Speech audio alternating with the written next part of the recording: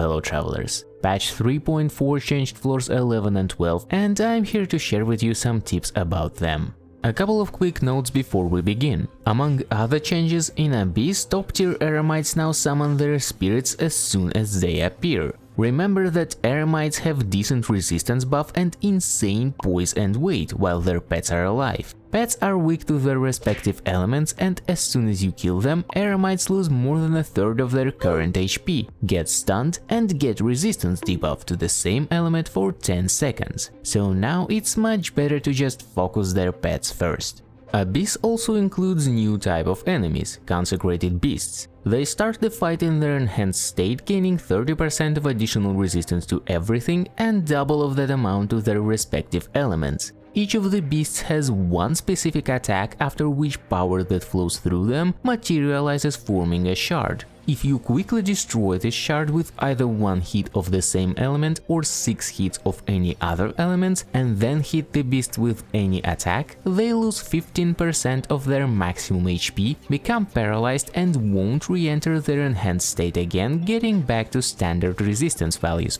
Bringing someone of matching element just for breaking the shard and deal with highly increased resistance is not worth it. Shards ignore internal cooldowns and elemental strength of used attacks, so quick attacks with multiple hits are always effective against them regardless of their element. Also, if you watch this later, current blessing might be different. It won't affect tips I'm about to tell you, but keep in mind that some teams I used here might not be as good anymore.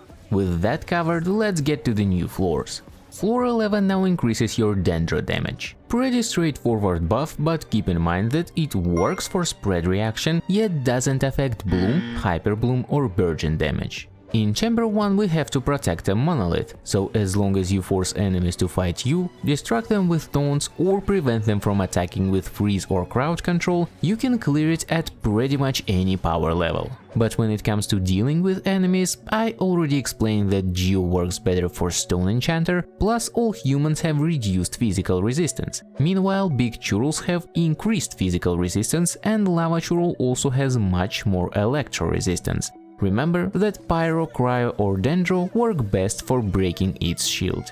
Chamber 2 starts with 4 little wish-ups. They have slightly increased physical resistance and resistance to their respective elements, but they can be easily staggered with high poise damage. Because of that, they tend to spread apart, so try to keep them all on one side from you, or just freeze them to prevent knockbacks. Then you'll have to deal with 4 fungi, which have increased resistance to Dendro and their respective elements. That leaves only Pyro and Anemo damage unaffected here. You can still freeze them or use Pyro to put them in scorched state and slow them down. Deal with them in any order you prefer, but I'd suggest to focus on Hydro 1 first to prevent freeze if it bothers you.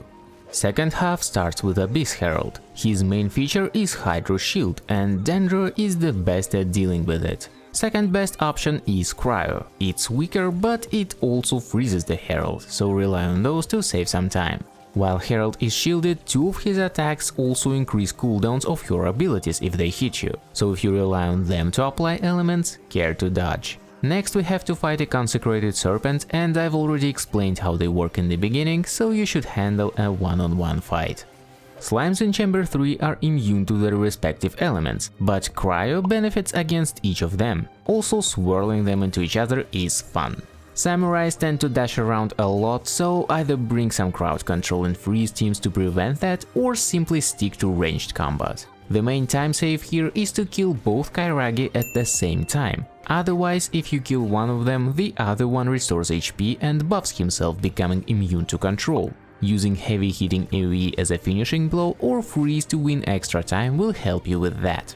In second half we have Electro Regisvine. It has high Electro and slightly increased physical resistance, and you have to break its core first to deal proper damage. Pyro, Cryo and Dendro work best for it. If you need it, I have a full guide for it, including the quickest way of breaking its core I could come up with. Links should be all around. Here's what we get in the end and the teams I used for this floor. Link to this cheat sheet is in the description as well if you want to save it or share your teams. Floor 12 as usual has no buffs, and I wanted to find out minimum power level at which it's possible to clear it with 9 stars, so I've been clearing chambers one by one, but I'll show you teams I used for full clear in the end as well. First chamber includes various ruin enemies with high physical resistance, which spawn one by one. Also, there is an electro shielder which grants enemies a shield every 15 seconds. Stick primarily to pyro, cryo or dendro damage to quickly deal with those in the process. Second half, however, is a mess. It throws 3 waves of enemies at you. Eremite combo makes you suffer from constant freeze procs. You need specific elements to deal with Abyss Mage's shields. Same with Whopper Flowers, but they also have increased overall resistance with much more resistance to their respective elements, and they constantly jump around you.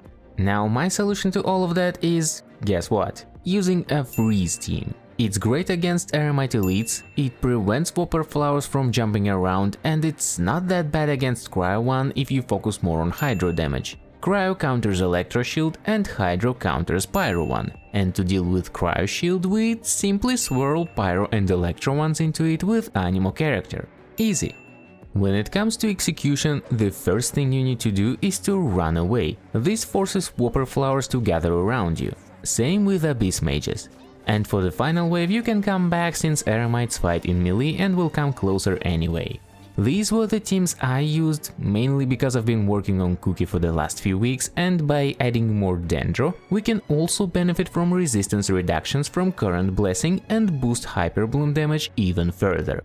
Second chamber starts with a bunch of samurais. Again, either use freeze and pulling abilities to prevent them from dashing all over the place, or stick to ranged combat. You can also do it without pulling, just hug the wall in the very beginning and wait for a few seconds. They'll dash right at you.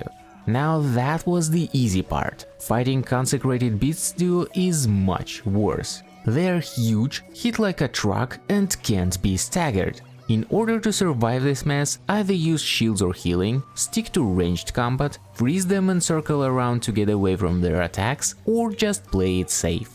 The rest about them I mentioned in the very beginning. Their elements are bad, attacks with multiple hits are good. In second half we have to deal with Trio Kenki aspects. They don't have anything special in terms of stats aside from slightly increased Animo and Cryo resistance for the respective aspects, so it's all about execution and it's a great time to rely more on blessing. Also, having a strong shield or good healing makes this fight much easier. Typical Abyss advice, huh? I highly advise you to rely on not very tight rotations and try to iframe as many attacks as possible with bursts instead by specifically delaying them for a bit sometimes. Cryo aspect with its cryo field is the most annoying one. Even if you have a shield or healing to ignore its damage, cryo still slows you down and makes the fight harder if you can't dispel it. Out of aspects, Cryo follows you, Anima only makes a step towards you performing some of its attacks, and Mask is in turret mode. It barely moves at all. In the beginning of a fight, run away from them and wait for the Cryo aspect to cast its AoE. As soon as it starts casting it, run back to the Mask aspect and start the fight. This way you'll be able to draw Cryo field away and fight all of the enemies pushing more damage and taking less. Usually you'll have to either do it again or simply ignore the second field if you can afford it. Try to focus Cryo aspect first, its field will be gone too as soon as it dies. My best result for the first half was with Freeze team with Bennett for healing, damage buff and to actually unfreeze the beasts sometimes to let them make a shard and reduce their resistance. For the second half I used the same Hyper Bloom team as I did in Chamber 1. Last chamber starts with a Simon, and here it actually doesn't waste your time and doesn't perform overkill opening. Instead, it becomes invisible right away. I have a full guide for it if you need it, but here's the short version. It always performs a single attack, then prepares its parts and becomes invisible. The first thing it always does after becoming invisible is a forward dash in the direction it's facing, so you don't have to look for it. Just make sure you stand between it and the nearest wall while it's performing that single attack so it wouldn't get far away. Then simply trigger Quicken to get it out of invisibility. But the second half has 2 waves. Annoying Eremite Trio and 6 spread out enemies with ranged attacks, including pulling AoE and a cage. Oh, and did I mention that they're completely immune to pulling themselves until you kill the spirits? Well, this part is a real mess. The best strategy I could come up with is to use all 3 elements and lots of AoE damage to quickly deal with the spirits and deal additional damage to Eremites while they're stunned. In theory, Nahida and Pyro Swirls under her Elemental Mastery buff would be the best way to go, but I don't have Nahida, so I can't test it myself. Instead, I used just Anemo and Pyro to get advantage against at least 2 out of 3 pairs. It still worked just fine. Other than that, just make sure that you survive this part. Here are my teams for this chamber, same Hyperbloom team and Anemo Pyro AoE team. As for the team that could clear all of that in one run, I did it with my Danger Shifted Hyperbloom version for the first half and Pure Pyro Sunfire variant for the second. Again, links to full runs and to these cheat sheets are in the description, feel free to use them. If you have questions or more ideas, please share them in the comments. But that's all for now, fellow travelers. I wish you good luck with your runs and a great rest of your day. See ya!